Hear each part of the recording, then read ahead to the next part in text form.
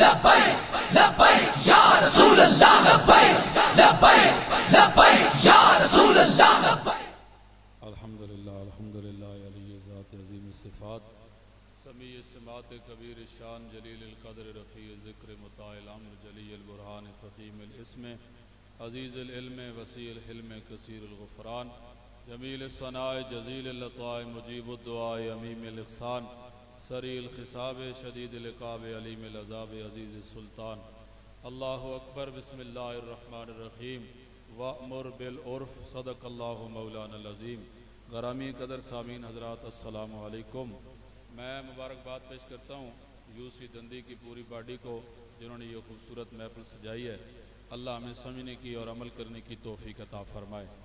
آپ پورے کے ملک پاکستان کے حالات دیکھ رہے ہیں کہ اس وقت جو ملک میں جنگ جاری ہے وہ اس بات کی عکاسی ہے کہ اس ملک میں جتنی بھی سیاسی جماعتیں ہیں، جو حضرات تشریف فرمائیں، بات میری توجہ سے سماعت فرمائیں۔ آپ اگر تھوڑی سی توجہ کریں نا سیاست پہ تو آپ کو یہ بات بخوبی سمجھ آ جائے گی کہ ان ساری سیاسی جماعتوں کی سیاست صرف کرسی کے لیے ہے، صرف اختیار حاصل کرنے کے لیے ہے۔ ان میں سے کسی سیاسی پارٹی کی سیاست جو ہے وہ نہ پاکستان کے لیے ہے نہ پاکستان کی عوام کے لیے ہے۔ پاکستان کی عوام اور پاکستان کے لیے اور اسلام کے لیے اگر کوئی جماعت سیاست کر رہی ہے تو اس کا نام تحریک لبیک پاکستان ہے۔ آپ اس بات کو یاد رکھیں، بہت مشہور واقعہ کہ احد کے میدان میں صحابی رسول حضور کے دروازے پہ کھڑے تھے، خیمے کے دروازے پہ۔ امام الانبیاء نے انہیں فرمایا کہ آپ جوان ہو، آج آخری رات ہے، کل جنگ کرنی ہے، ایسا کرو کہ آرام کرو، سو جاؤ، کل چونکہ تم نے تیر بھی چلانے ہیں اور ڈھالیں بھی اٹھانی ہیں، نیزے اور بھالے بھی اٹھانے ہیں، تو آرام کرو، صبح پھر دیکھیں گے۔ اس نوجوان نے کہا کہ آقا میرے ماں باپ آپ پہ قربان ہو جائیں، آپ آرام فرمائیے، آج کی ساری رات میری آپ کے چہرے کی زیارت کرتے کرتے گزرے گی، اور پھر کل جب جنگ بھی ہوگی تو پھر بھی آپ دیکھیں گے جہاں پر علی لڑیں گے وہاں پر میں بھی لڑوں گا، اور جہاں ابو بکر لڑے گا وہاں میں بھی لڑوں گا، اور جہاں عثمان لڑیں گے وہاں میں بھی لڑوں گا۔ میں آپ کو بات یہ سمجھانا چاہتا ہوں کہ آج پورے پاکستان کے سوشل میڈیا پہ یہ بات کہی جاتی ہے کہ یار سیٹ چھین لی گئی، سیٹ کوئی دے گا نہیں۔ بات چھین لینے کی یا نہ دینے کی نہیں ہے، بات یہ ہے کہ لبیک والے کتنا سٹینڈ لیتے ہیں، لبیک والا کتنا سٹیمنا دکھاتے ہیں، لبیک والا کتنا حوصلہ پیدا کرتے ہیں اور کتنی قوت برداشت پیدا کرتے ہیں۔ اس نوجوان کو رات کو کھڑے ہوئے 1 گھنٹہ 2 گھنٹے 3 گھنٹے گزر گئے، 1 2 3 کافر کسی اونچی جگہ پہ چڑھے نا تو انہوں نے دیکھا کہ یار محمد صلی اللہ علیہ وسلم کے خیمے کے دروازے پہ ایک کوئی چیز کھڑی ہے، وہ بندہ ہے، وہ پتھر ہے یا وہ درخت ہے۔ تو تینوں کافروں نے آپس میں مشورہ کیا تو انہوں نے کہا یار سمجھ نہیں لگ رہی، ایسا کرتے ہیں کہ تیر چلا کے چیک کر لیتے ہیں، اگر بندہ ہوا تو گر جائے گا، اگر درخت ہوا تو ہلنے لگ جائے گا، اگر پتھر ہوا تو آواز آ جائے گی۔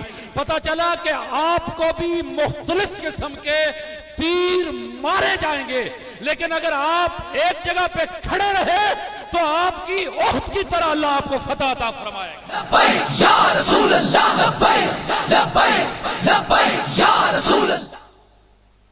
کافر نے تیر اپنی کمان میں ڈالا اور کھینچ کے جب مارا نا تو صحابی رسول کو تیر پیچھے سے لگا، آگے سے نکل گیا، لیکن ان کی نظریں جہاں لگی ہوئی تھی وہاں پر لگی رہی۔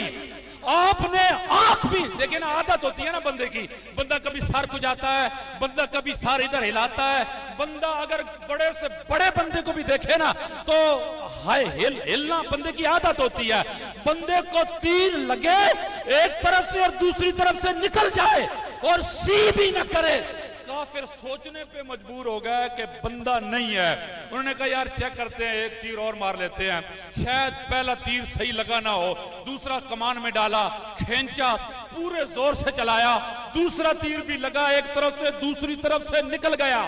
آپ کو بھی بار بار کئی قسم کے تیر مارے جائیں گے، کبھی آپ کو 50 ووٹوں سے ہرا کے تیر مارا جائے گا، کبھی آپ کے لیڈر پہ قائد پہ گولیاں برسا کے تیر چلایا جائے گا، لیکن وہ احد کے میدان میں صحابی بتا رہا ہے کہ جب بات محمد کی آ جاتی ہے، جب بات دین کی آ جاتی ہے، جب بات اسلام کی آ جاتی ہے، پھر تیروں کو، پھر گولی اور تلواروں کو نہیں دیکھا جاتا، پھر دیکھا جاتا تو محمد کے چہرے کو دیکھا جاتا۔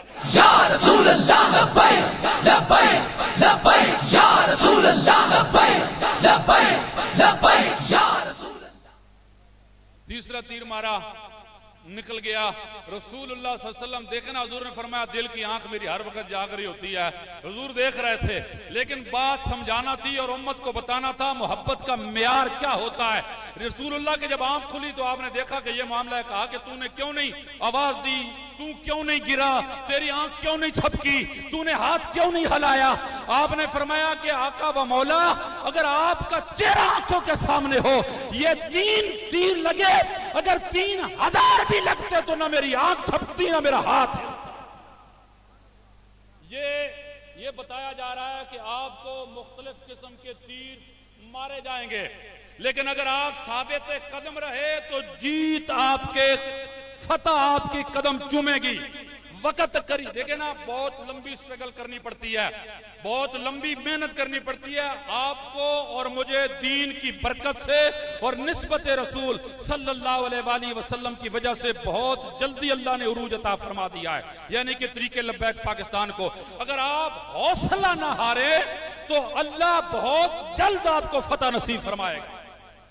دیکھنا امام احمد بن حنبل، جس وقت آپ کے پاس ایک بندہ آیا تھا نا، آپ نے یہ بات قبلہ امیر المجاہدین رحمہ اللہ کے زبان سے بھی سماعت فرمائی ہوگی کہ اس نے کہا کہ کان میں آ کر کہا، اس نے کہا حضرت آپ مجھے، میں بھی جیل میں گیا ہوں، میں ایک بار بھی ڈاکے کے مار کے چوری کر کے کسی گناہ میں مجھے بھی 18,000 کوڑے مارے گئے، مجھے بھی 18,000 کوڑے مارے گئے، لیکن میں حق پہ نہیں تھا، پھر بھی 18,000 کوڑے کھانے کے باوجود بھی میں ڈٹا رہا۔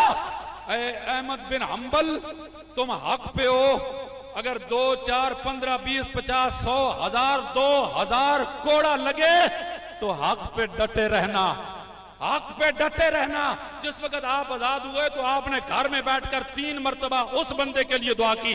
آپ کے بیٹے عبداللہ نے کہا کہ ابا جی بیٹا تو میں ہوں، لخت جگر آپ کے دل کا ٹکڑا تو میں ہوں، آپ یہ دعا کس کے لیے کر رہے ہیں؟ آپ نے کہا کہ بیٹا تو میرا پتر ضرور ہے، لیکن مشکل وقت میں جس نے مجھے ڈٹ کے کھڑا ہونے کا سبق دیا تھا وہ کوئی اور ہے۔ آج اگر میں کسی کے لیے دعا کر رہا ہوں تو وہ ہے جس نے مجھے بتایا کہ میں نے 18,000 کوڑے باطل اور جھوٹ کے لیے کھائے، تو میں اپنے راستے سے نہیں ہٹا۔ لہذا آپ تو حق پر ہیں، آپ خدا را حق کا راستہ نہ چھوڑیے گا۔ کوڑے آپ کو بھی مختلف طریقے سے مارے جائیں گے، تیر آپ کو بھی، حربے آپ پر بھی آزمائے جائیں گے کسی نہ کسی ذریعے سے، لیکن اگر آپ حق کے ساتھ ڈٹ کے کھڑے رہے، اللہ آپ کو فتح ضرور نصیب فرمائے گا۔ وآخر دعوانا الحمدللہ۔